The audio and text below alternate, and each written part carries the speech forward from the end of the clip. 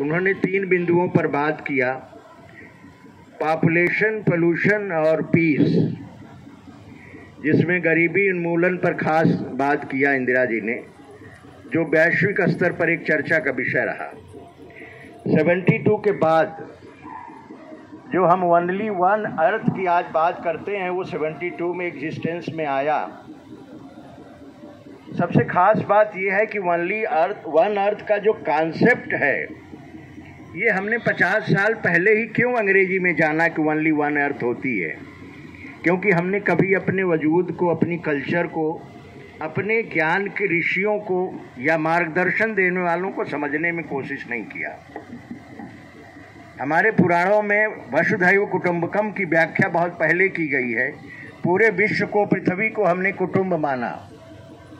कुटुंब का मतलब है कि अगर किसी एक को तकलीफ होती है तो दूसरे तक वो तकलीफ स्वतः पहुंच जाती है।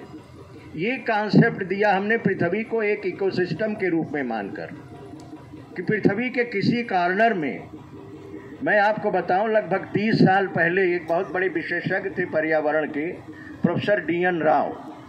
मैं उस समय PhD स्कॉलर था और उस समय ग्लोबल ओजोन डिप्लीशन पे बहुत तमाम सारे पत्र पत्रिकाएं छपती थी। लगातार एक बहुत बड़ा डिबेट का इशू था। मैंने राव साहब से पूछा कि ओजोन का डिप्लीशन 85 में, उस समय ओजोन होल के बारे में बहुत नेचर में छपा था चीज़ें। राव साहब से पूछा कि सर, ओजोन का डिप्लीशन तो हजारों किलोमीटर दूर दक्षिण में हो रहा है, तो आखिर हम यहाँ बैठे क्यों परेशान हैं? तो राव साहब ने मुझे इसी बात को याद दिलाया कि हम पूरी तरह कनेक्टेड हैं।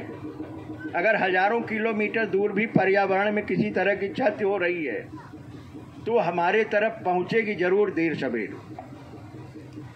दूसरी बात, जब वही 72 का कार्यक्रम जब आगे बढ़ता चला गया, 92 में ग्लोबल अर्थ समिट हुई, जिसको पूरी दुनिया जानती है, और ये माना गया कि विश्व का सबसे बड़ा प्लेटफार्म है जहां से हम पर्यावरण की सारी समस्याओं को दूर कर सकते हैं। एजेंडा 21 बना और इसमें बहुत सारा पैसा इकट्ठा हुआ। अभी हमारे माननीय जोशी साहब ने कहा, कार्बन ट्रेडिंग वास्तव में पर्यावरण के नाम पर एक बहुत बड़ा व्यवसाय बना।